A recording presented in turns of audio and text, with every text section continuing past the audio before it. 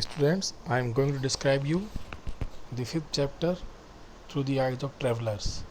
In this chapter, we shall discuss about the different travelers who came to India and wrote their accounts, mainly about the society, economy, and other things about the Indian culture.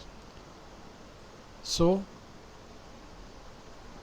in this connection, we will discuss about these three travelers. First one was Al-Baruni, second one was Ibn Battuta, and third one was Francois Bernier. Okay, so Al-Baruni, who came from Uzbekistan in 11th century, Ibn Battuta, who came from Morocco, Africa, and third one was Francois Bernier, who was a French person, came in 17th century. Now we shall discuss about the introduction of Al-Baruni and the book written by him, Kitabul Hind.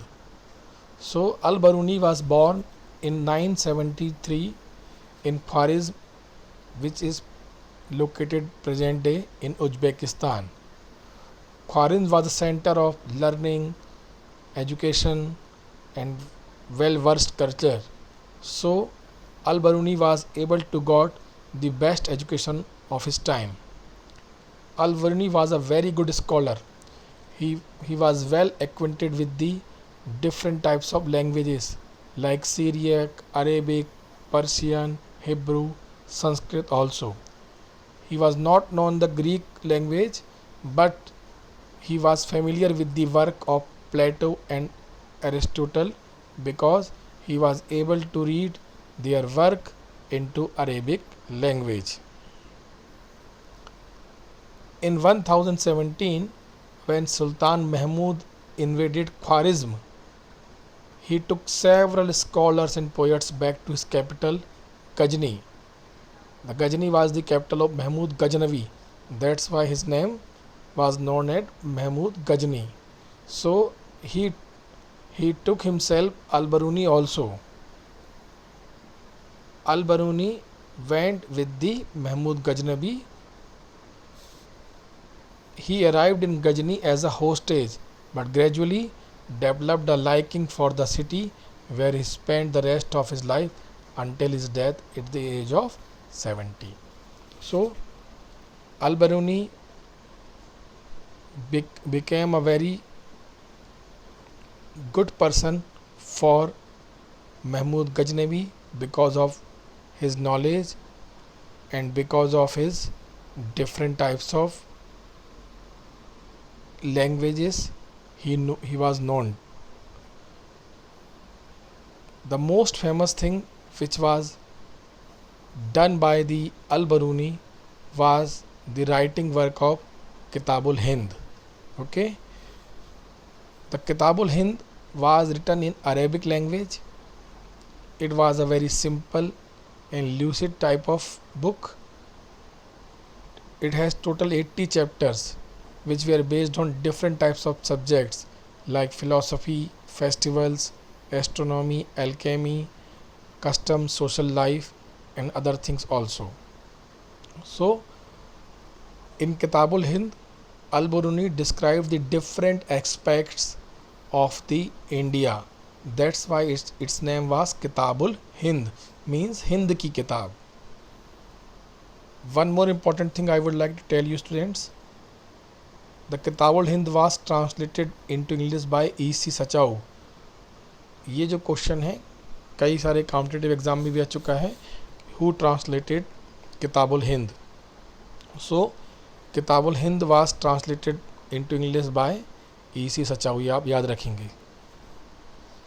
Now we come to the next topic, making sense of an aligned world, Al-Baruni and the Sanskritic tradition. अब आप समझिए, Al-Baruni जब India में आया उसके लिए India पूरी तरीके से अननोन था. He was not known about anything of India. So he had to face so many barriers, so many hurdles to understand the India. So write a question, what types of barriers, faced by Al-Biruni in India. ये important question है 3 mark का. सो कौन से barriers उसने face किए यहाँ पर. पहला बैरियर था the first amongst was language. The first barrier was the barrier of language. आप साइड इन लिखेंगे barrier of language. According to him Sanskrit was so different from Arabic and Persian that ideas and concepts could not be easily translated from one language to another. He was known to Sanskrit, but it was not easy for himself also to directly translate all the Sanskritic text into Persian and Arabic language in easy manner. He had to face a lot of problem in translation work. Second barrier he faced was religious beliefs and practices. Side heading आएगी barrier of religious beliefs and practices. So the country of India was having different types of religion, different types of custom practices. So it was not easy for the Al-Biruni to understand all these customs, practices and rituals. So he faced this difficulty also to understand about India. Third barrier he faced about India was the feeling of self-absorption. Okay, self-absorption means स्वयं में संतुष्ट रहना, स्वयं की तारीफ करना. So the Indian people of that time were very self-absorbed, means they thought that India is the best country in all over the world and they are the best people of the world. So Al-Biruni also faced this problem when he was writing about India. The people of India were having this type of thinking because they were not acquainted with the other parts of the world. So that's why they were having this type of thinking. Al-Biruni wrote a lot of things about the Indian caste system also. So write another question of 3 mark. Describe the Al-Biruni's description of the caste system.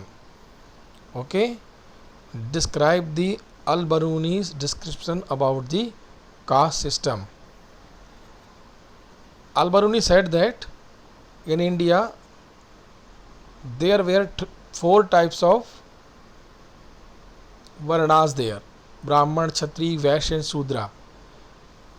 Why he was able to write these things? Because his written work mainly based on the Brahmanical text. So Brahmanical text describe that time about all these 4 varnas. Al-Biruni said that there were 4 varnas, but Al-Biruni disapproved the notion of pollution. Okay, what was the notion of pollution? That only 3 varna, Brahman, Kshatriya and Vaishya, having all the rights, and the 4th varna, which was the Shudra varna, were disregarded and not having any sort of rights, were not having any sort of religious rights especially. So Al-Biruni ने इस idea को बिल्कुल disapprove कर दिया. उसने कहा कि कोई भी चीज़ पॉल्यूटेड नहीं होती है. उसने एग्जाम्पल भी दिए, जैसे उसने कहा सन एयर को साफ़ करता है, सॉल्ट जो है सी में वाटर को पॉल्यूटेड होने से बचाता है. इसी तरीके से हर जो चीज़ इम्प्योर होती है वो चाहती है कि वो क्या हो जाए, प्योर हो जाए. So nothing is impure in the society.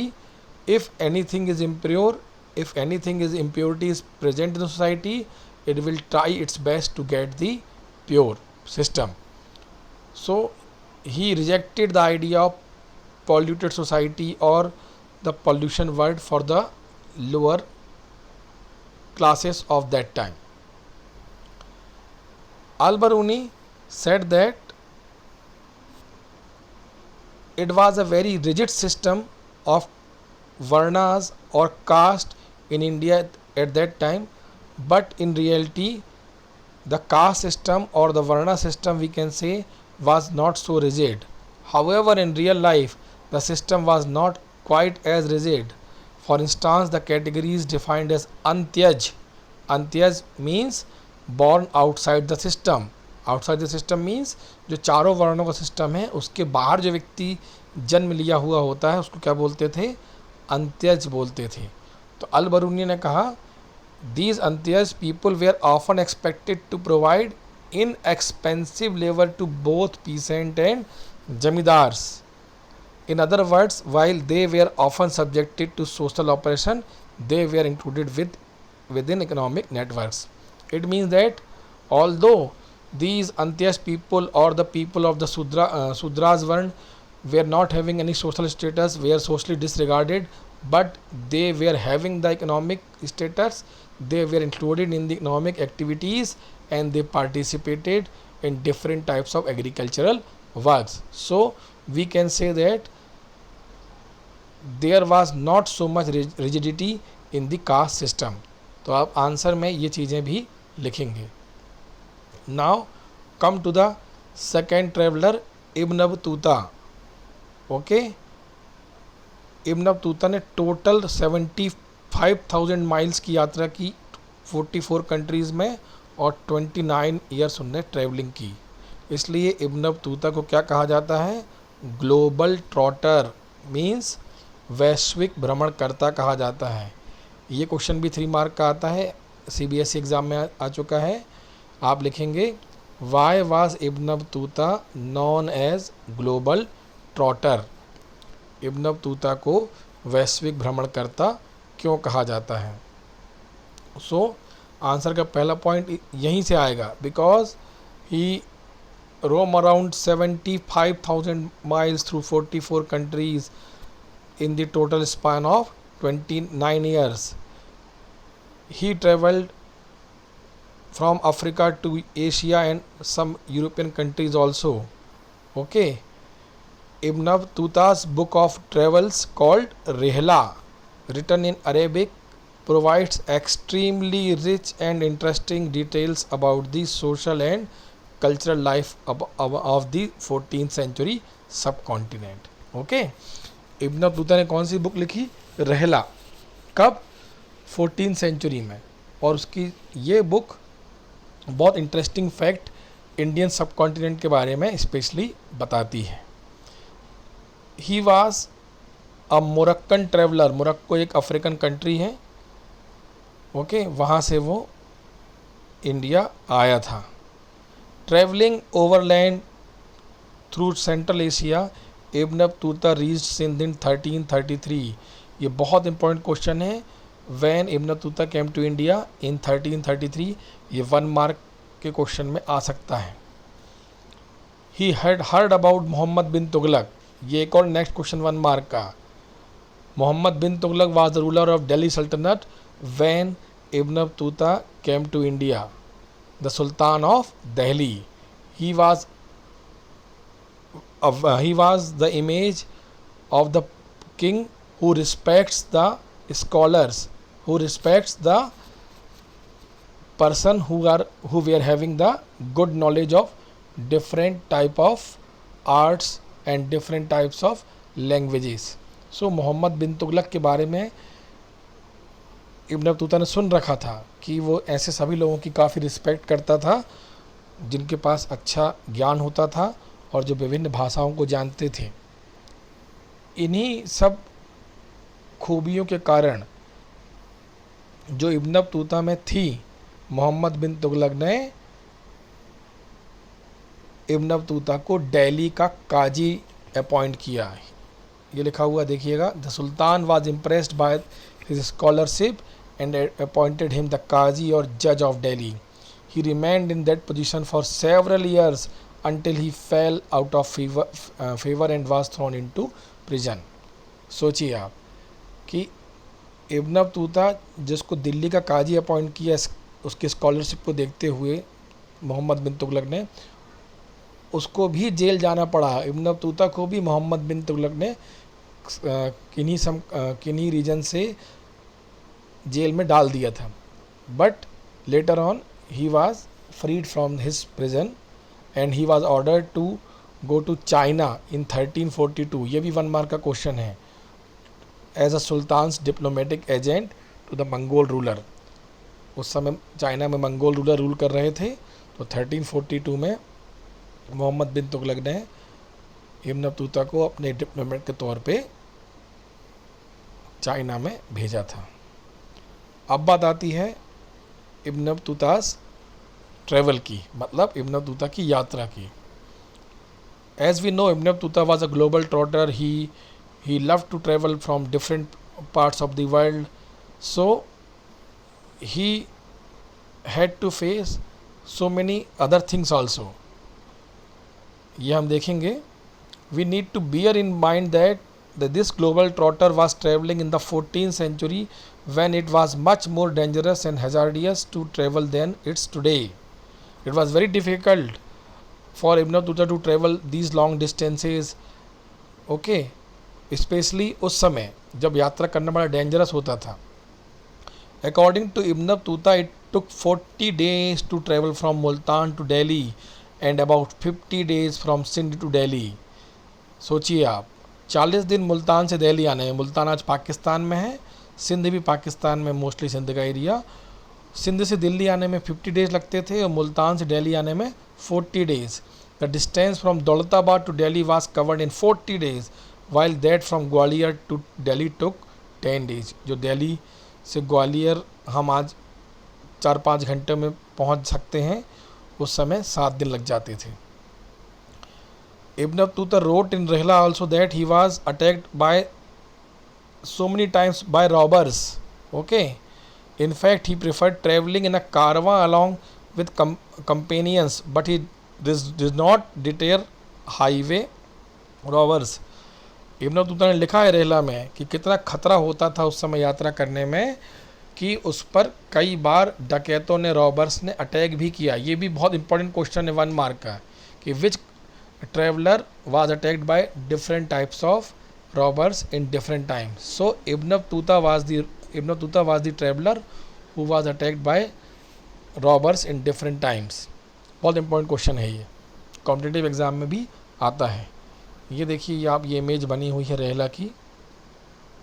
Now Ibn Battuta wrote various things about India and he was very excited to get the knowledge about unfamiliar things. So the 2 things which gave him so much excitement was the coconut and second one was the pan. Okay, he was very much excited about knowing about the coconut. He compared the shape of coconut with the head of a people. Similarly, he said that the leaves of pan means पान एक ऐसा पौधा है भारत में जो केवल अपनी पत्तियों के लिए उगाया जाता है, उसमें कोई फूल या फल नहीं उगते हैं. ठीक है, केवल पत्तियों के लिए उगाया जाता है और पान के पत्तों को बड़े चाव के साथ लोगों के द्वारा खाया जाता है. तो पान के पत्तों ने, कोकोनट ने, नारियल ने उसको बहुत ज़्यादा एक्साइटेड किया. ये भी आप ध्यान रखेंगे, क्वेश्चन आ सकता है दैट किन 2 चीज़ों के बारे में इब्न बतूता ने अकाउंट में अपने लिखा है. Means which 2 unknown things gave so much excitement to the Ibn Battuta. So the things were coconut and the paan. Now we come to the next topic, Ibn Battuta and Indian cities. ये जो question है ये 8 mark का आता है. Question आप लिखेंगे, describe the Ibn Battuta's account about the Indian cities. लिखिए क्वेश्चन आप, describe the Ibn Battuta's account about the Indian cities. तो आंसर का पहला पॉइंट आप लिखेंगे side heading, Indian cities were the full of opportunities. Okay, Indian cities were the full of opportunities. Ibn Battuta found cities in the subcontinent full of exciting opportunities for those who had the necessary drive, resources and skills.